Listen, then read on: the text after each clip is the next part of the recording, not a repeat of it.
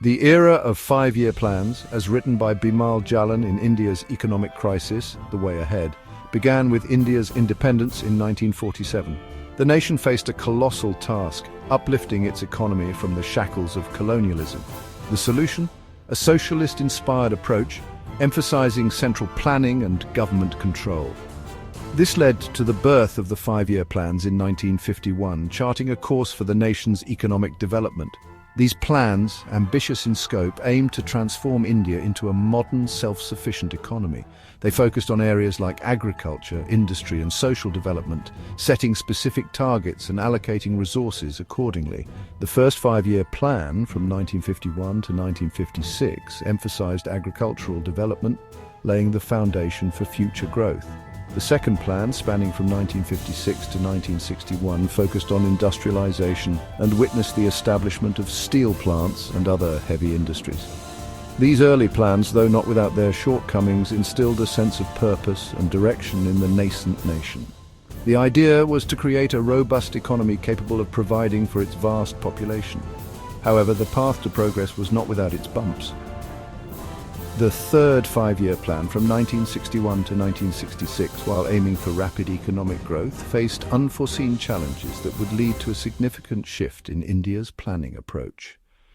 This period of uncertainty and reassessment came to be known as the Plan Holiday. A pause for reflection, known as the Plan Holiday, marked a significant departure from India's established economic strategy.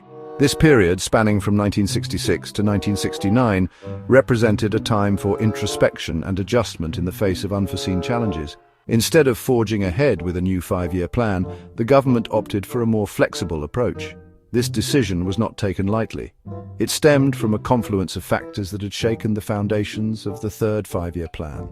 The Plan Holiday allowed policymakers to step back, analyze the situation, and recalibrate their approach to economic planning. This pause provided an opportunity to learn from the past and adapt to the changing realities of the time. The Plan Holiday, though temporary, had a lasting impact on India's economic trajectory. It underscored the need for flexibility and adaptability in planning, particularly in a developing country vulnerable to internal and external shocks. This period of reflection paved the way for a more pragmatic approach to economic development. Navigating troubled waters during the years 1966 to 1969 was a time of considerable economic uncertainty for India. This period, coinciding with the Plan Holiday, witnessed a confluence of internal and external challenges that tested the resilience of the Indian economy. The aftermath of the third five-year plan's struggles, coupled with new geopolitical and environmental pressures, necessitated a period of adjustment and recalibration. The Indo-Pakistan War of 1965 had placed a significant strain on India's resources. This, combined with severe droughts that impacted agricultural output, led to economic instability. Inflation soared and the rupee's value declined. The government faced the daunting task of stabilizing the economy while addressing the immediate needs of its people. The Plan Holiday, in this context, provided a breathing space for the government to address these immediate challenges. Instead of being bound by the rigid framework of a five-year plan, policymakers could make necessary adjustments and allocate resources to address the most pressing issues. The third five-year plan, spanning from 1961 to 1966, was formulated with ambitious goals of achieving a self-sustaining economy. However, it encountered a series of unforeseen hurdles that ultimately led to its derailment. These challenges, both internal and external, exposed the vulnerabilities of a developing economy still finding its footing on the global stage. One major setback was the Indo-Pakistan War of 1965. This conflict, though brief, had a significant impact on India's resources. The government was forced to divert funds from development projects to defense spending, impacting the planned investments in infrastructure and industry. This unexpected burden strained the already stretched resources, hindering the progress of various development initiatives. Adding to the woes were 2 consecutive years of severe drought impacting agricultural production. India, still heavily reliant on agriculture, faced food shortages and rising prices.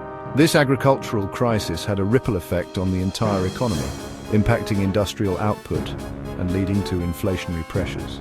The combined challenges of war and drought created a perfect storm that the third plan was ill-equipped to handle.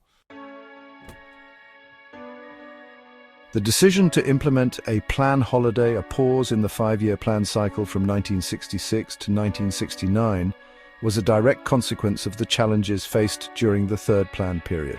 It was a recognition that the existing economic model needed reassessment and adjustment in light of the unforeseen circumstances. The plan holiday, therefore, was not a sign of failure, but rather a pragmatic response to a complex set of problems. The most pressing reason was the need to stabilize the economy. The combined impact of the war, droughts, and the third plan's shortcomings had led to high inflation, a balance of payments crisis, and a decline in foreign exchange reserves. The government needed to prioritize immediate measures to control inflation, improve the food situation, and restore confidence in the economy.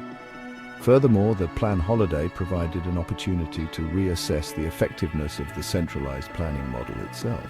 The rigidities inherent in the system had become apparent, particularly in responding to unforeseen events like the war and droughts. There was a growing realization that a more flexible and adaptable approach to planning was needed, one that allowed for course correction and responsiveness to changing circumstances.